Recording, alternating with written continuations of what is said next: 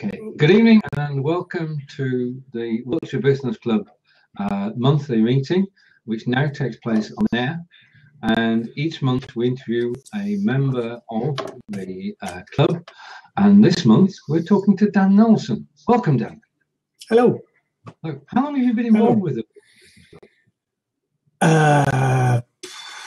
I think pretty much since it started, because I met Phil and Roland before I started in the Royal Chocolate in my previous life doing IT. That's over 5 years ago. So yeah, absolutely. So it must be 6-7 years, however long it is since it started, and it must be fair. I was probably, if not the first meeting, one of the early meetings, because I met them on the 4 networking circuit.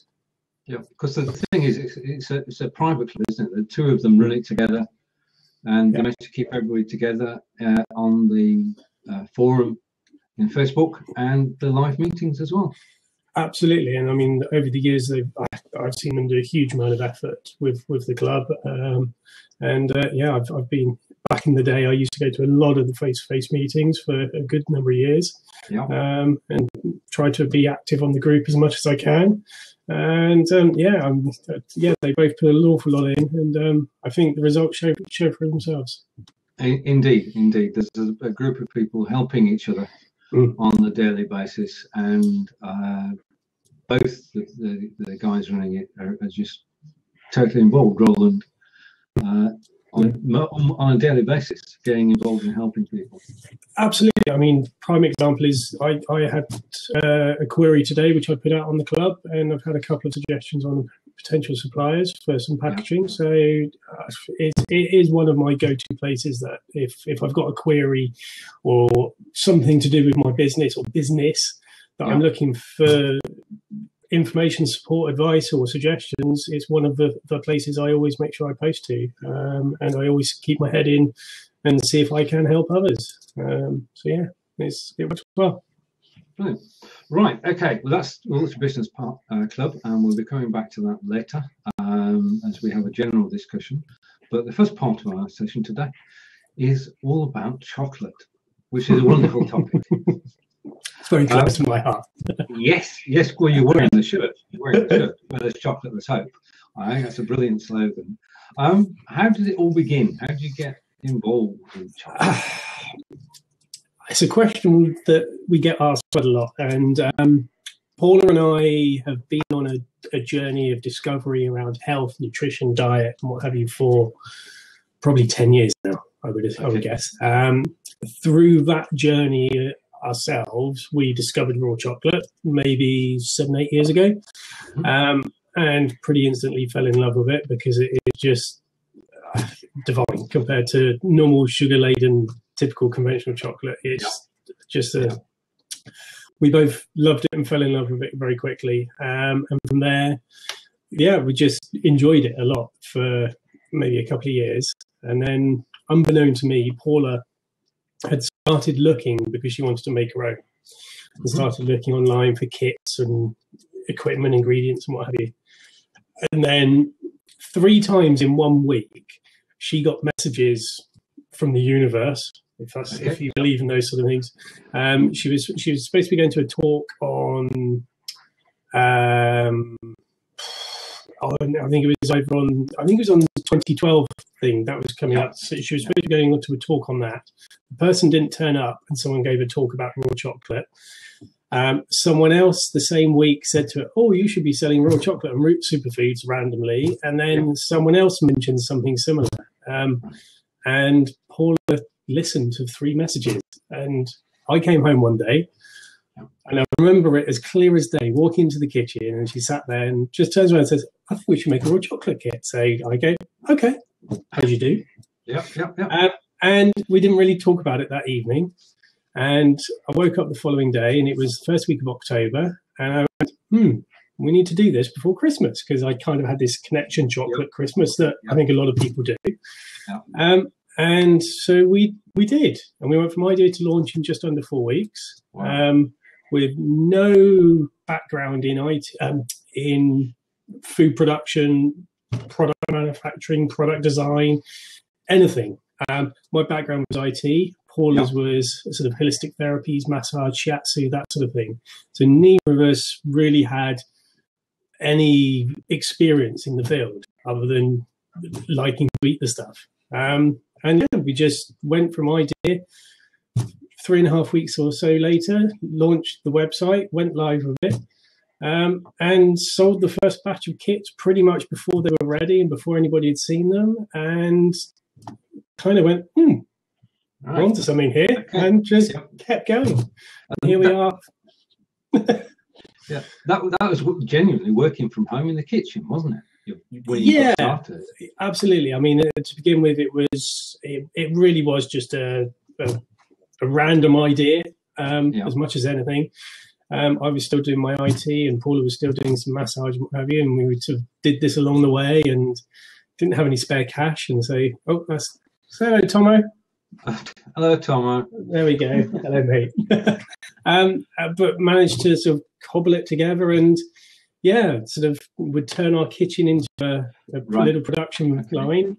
So you rearranged everything and did a production run, and then life got back to normal, and then you did a production run, and then life got back to normal. So it was a lot of absolutely. And I think we were based at home for about 3.5 years in total, and probably for the last year of that, it was an absolute struggle. I mean, literally, our house was taken over. Every single room except for our bedroom and the bathroom had boxes everywhere. It was boxes on boxes on boxes, and it was a struggle. And then we had a storage container for all the extra stuff that wouldn't fit in the house. I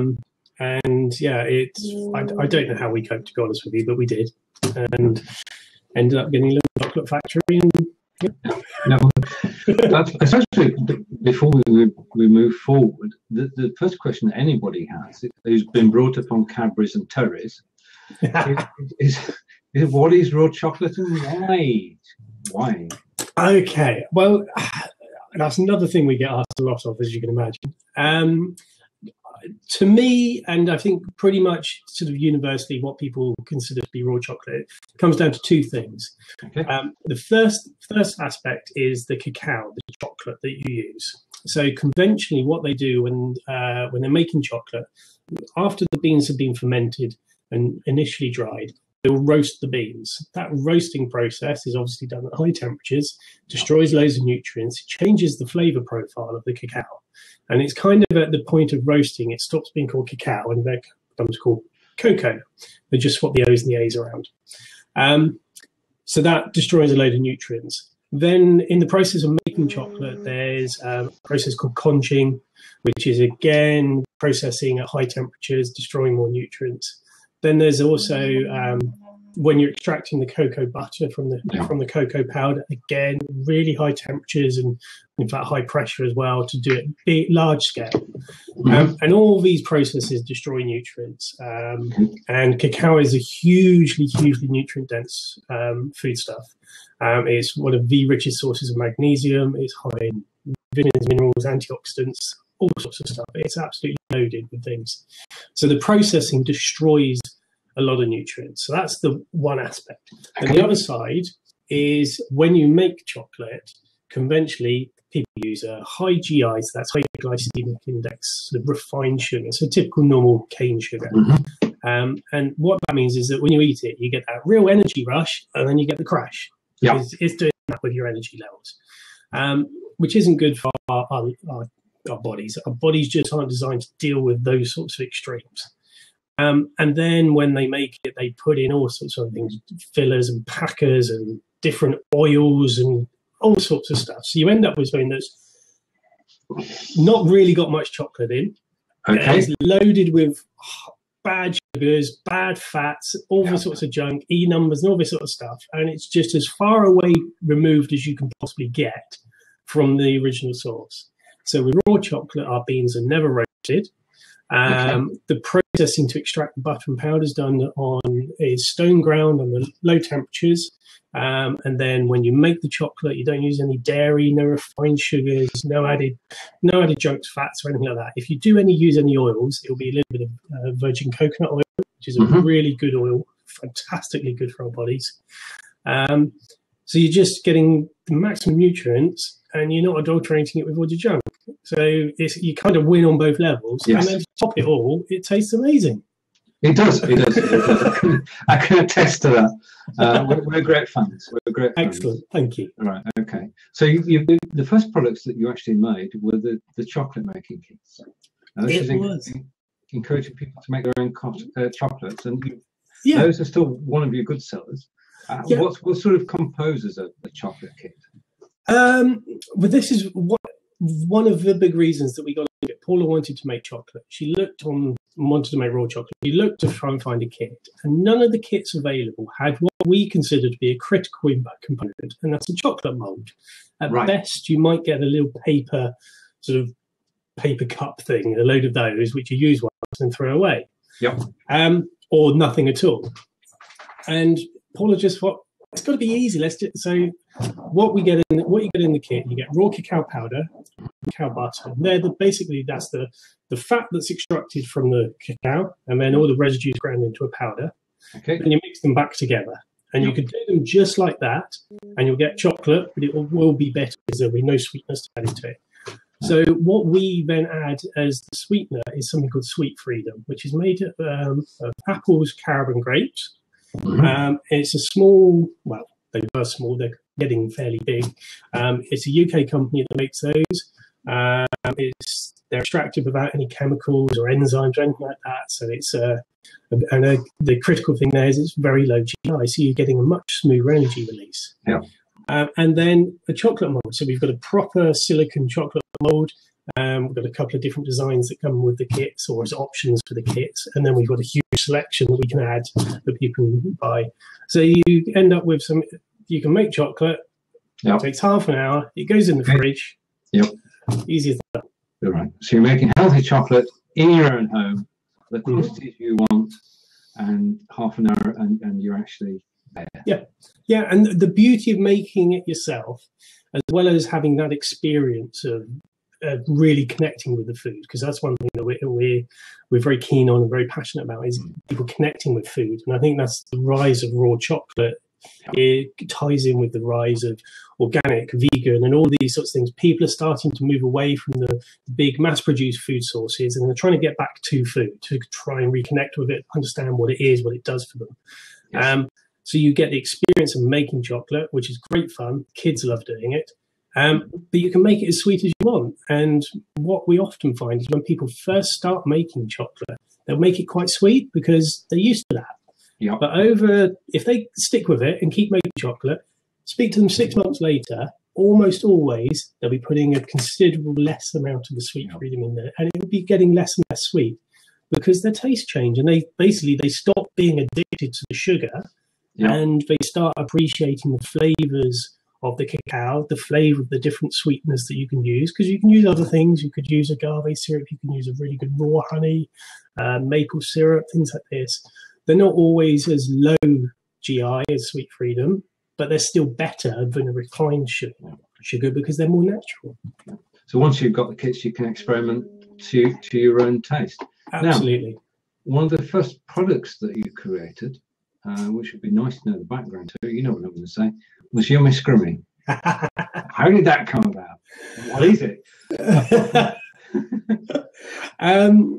Paula went on a course with someone called Anna Middleton, who lives in Bristol, and she's a fantastic raw food cook, raw food chef, and we like to think of it as the queen of raw cakes. She makes absolutely divine raw cakes. I've not come across anyone who can touch it, and she's lovely as well. Paula went to a course of hers and learned a load of different techniques and some recipes, and came back from that all excited and was playing around in the kitchen, and this little thing emerged, and we all fell in love with it. And I think 3 of us were sat around the kitchen table one day, munching away, having a cuppa, and just going, oh, and one of us, we don't even remember who, but someone went, oh, this is yummy scrummy, and we all went, that's what it's called. That's what we call a house moment. Exactly. An idea suddenly comes out of nowhere. Yeah, absolutely. I'm sure in days past I'd have been in the bath doing that. Eureka! Right. Okay. So yeah, it's just experimentation, and that's the beauty of sort of raw chocolate. When you sort of start looking and playing with it, you just experiment, try different things. You look at recipes and get inspired, and you never know what might come out of it. Right. And that brings on to your best-selling product, which is your drinking chocolate. Oh, my best! I don't know. It may not be now. I think probably Yummy Scrummy is our best year-round seller. Right. Okay. Yeah. Our kits are fantastic in the run-up to Christmas, in particular, but they go well all year round, but particularly in Christmas. The hot chocolate range, we've got 3 different flavors there, and again, they came out of.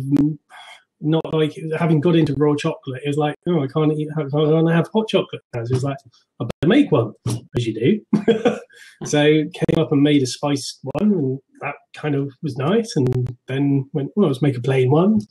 Yeah. And then we know the guys at Wiltshire Chili Farm, Jamie and his team, and we were chatting to him one day, and it was like, oh, chili hot chocolate. Jamie, can you give us a chili? And he sorted us out with some of his finest Wiltshire chili, and we've got a fiery one now. And they again not too sweet, and a variety of flavors, and also it also gives people an idea of things what you can do with it when they see a tin of hot chocolate. And actually, they go, oh, and they may use that. And I get people who use a hot chocolate when making other things. Yes. It can be used as an ingredient in its own right. Right. Okay. So we've covered the chocolate kits, Yummy Scrummy, and the hot drinks. Is there anything else in the range? We've got a complimentary bar to Yummy Scrummy currently it's called Chocamiga. I don't know if that name's going to stick. People have connected with Yummy Scrummy and people know about it, whereas Chocamiga people seem to be having difficulty remembering. But it's kind of similar to Yummy Scrummy, but kind of different. It's got different ingredients. It's more coconutty, more seedy and nutty. It's got a lot of it's got hemp seeds and pumpkin seeds and sunflower seeds, things like that. So it's got lots of omegas in, hence the name. And so lots of coconut in. So it's kind of lighter than Yummy Scrummy. And then we do obviously the bagged ingredients to, if people start making chocolate, they can restock with ingredients. And we do the cacao, and we do coconut blossom sugar, and all the nuts and seeds and all the sorts of things that we use making Yummy Scrummy and Chocamiga, we sell as well. Yeah. So, we do raw cacao nibs in a little grinder, all sorts of things, and loads of chocolate molds, loads and loads of chocolate mold designs. At this point, I will, because I think we should, pop in a link to your website, which shows where you are now in terms of marketing. Now, you talked earlier about you work in the kitchen, you've got boxes all around the house, and you sort of growing out of it, and you've got friends working in the kitchen as well, and the home has become a chocolate factory. So you then decide to move out. Yeah. Which, as with a lot of things that seem to happen since we started Elements for Life, it kind of took on a life of its own. We started thinking, oh, let's have a little look, see what's available, and try and get a feel for premises and that sort of thing. But we were thinking 6 months ahead. Okay, yep. But as seems to be the way, it's not down to us. We like to think that the chocolate, the cacao is trying to get out, and we're just doing its bidding. And we went and had a look at one place that a friend had, which just wasn't suitable in the slightest. Knew about somewhere else, made a phone call, went to have a look at it, and the roller shutter was opened on the front of the building. I'm stood in the entrance to this building, and it's just bits of car and engine and oil and rubbish everywhere, and it's the least you could imagine a chocolate factory looking like. It was just a dilapidated garage. And I stood there and I just sort of went, I can do something with this. I just had this little thing instantly go, bing, another one of those sort of light bulb moments or house moments. Yep. And I just sort of thought, I can do something with this. So struck a deal with a farmer, and then spent 6 months turning that into what we have, which is just basically it's a purpose-built facility for us. So it's got a production area, it's got office, packing area, and then sort of warehousing, which all sounds very grand. It's not huge, but it's got everything we need. And my blood, sweat, and tears went into the building. Called in lots of favours from lots of friends, and people just turned up at the right time again to help with all the different bits at the right time. Everything fell into place. And after 6 months, we moved in there, and we've just last month had our second anniversary in the premises, which is affectionately known Willy Wonderland. Of course. What else? Been fortunate to visit you and sample your wares, and it's a brilliant setup. Thank you. And it was a pleasure to visit. Now, of course, you've got all this wonderful range of products. How do you actually market them? Because back in the day, you used to go to trade fairs. Yeah, we did. The first couple of years, absolutely loads of events. Farmers markets and specialty markets, all sorts of things. And in the run-up in the sort of 2 months before Christmas, I lost track of how many events I would do. It was just endless. And that was really useful for getting the word out, getting people to try it, but also actually getting feedback on what we were doing, and getting people's there right in front of us, getting their feedback on what worked, what they didn't like, what they did like, and learning more about it, actually.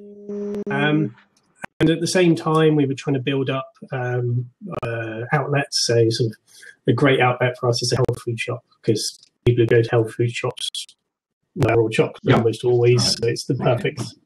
And I built a website in those first 3 weeks before we launched. I built a website. So we were selling stuff through there. And just been building all of that. And 2 years ago, I suppose, we really cut back on the events. And now we do one event a year, which is the Froome Chocolate Festival. It's on the third Sunday of November. And it's our birthday party. It's our unofficial birthday party. And it's close. It's always a really good event. So we do one event a year at the moment. And then, it's wholesale to shops, outlets, other websites, and then selling online, and it seems to be going quite well. Good. Well, you make heavy use of social media, don't you? Can you speak a little about that? Fairly heavy use. Not as consistent as I'd like to be, I think, is probably a fair assessment. But my main online hub, other than our own website, seems to be Facebook, and a lot of stuff works through there. But I also use Twitter, Instagram, Pinterest a little bit, and I'm getting the hang of it all more and more. And one of the things I really want to do over the next few months is get all that side of things running more smoothly and more effectively. But it works quite well. We've got quite a good following, and we get good comments and feedback and people sharing that. But I've got the new website, which was launched last month. I can do a lot more with the way I do stuff online. So I've got quite a few things planned. There should be some interesting things coming live over the next 2-3 weeks. There should be some new things coming along, and certainly over the next couple of months, I've got some things up my sleeve, shall we say, which should help to get the brand out there, get the products out there, and get people talking about us a bit more, hopefully. Yeah, we were talking a couple of months ago to Kelly Hungerford. And Kelly Hungerford worked for Pepperly, and she was community manager there. And a couple of years ago, she branched out on her own, and she now helps businesses around the world with creating communities. And during the course of the discussion, I mentioned the Raw Chocolate Lover Club, and her eyes lit up. I like the sound of that. Not only because it was about chocolate, but because you'd not called it the Elements for Life Club. You'd actually gone after, you've actually designed the club around what you do, but not directly involved with what you do. Yeah, absolutely. I that shift happened about 18 months ago. Up until then, we had an email newsletter like everybody else, and people signed up and they got one or maybe two emails a month, and it would be a typical email newsletter. And it was, well, I did call it the Raw Chocolate News, but it was Elements for Life, the Raw Chocolate News. But through talking with some people, we sort of developed the idea of actually sort of rebranding that almost into the Raw Chocolate Lover Club, because it is about raw chocolate.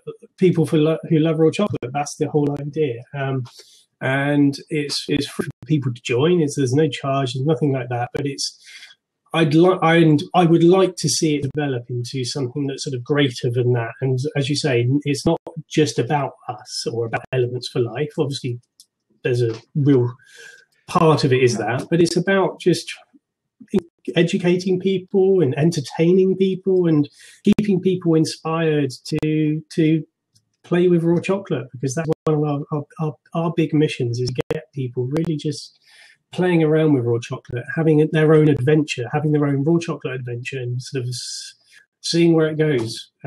Because you never know, someone out there might become a member of the club, they might get one of our kits, and a couple of years down the line, they might be making raw chocolate and sort of like all over the place. And great, I would love that. Right. Shall we take a quick peek, if I'm able to do two things at once? Inside the shop. Okay.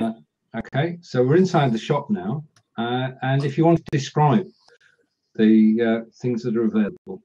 Okay, I've got a real temptation to try and point at the screen, but no one's going to see that. So I've kind of broke it down into sort of categories or collections. I suppose at this point I should say I've moved the website recently to Shopify, which I'm finding to be an amazing platform for e-commerce. Okay. So if anybody is looking to do stuff on an e-commerce site, I highly recommend Shopify. And I've got no kickback or anything. It's like I'm loving it. That's all.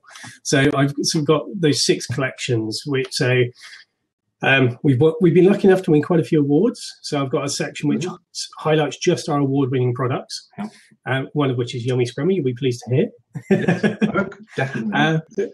And then our chocolate molds, because we've got a big range of chocolate molds, because they seem to be quite difficult to get hold of. So, and they're a nice distinct section themselves. Then we've got sort of drinks and snacks. So that's sort of the Yummy Scrummy, the Chocomega, and then the hot chocolate drinks. I'm trying to look at your screen, but it's too small, and I should know it off by heart. Then I've got just the hot chocolate on there as well. So our 3 varieties of hot chocolate. We've got a couple of gift bags which have the hot chocolate in. And then the kits. So we've got our standard kit. We've got a special edition chili kit, which has got Wiltshire grown chili from the Wiltshire Chili Farm. Right. And then the restocking ingredients for that. Right. So I switch to the kits. Yeah.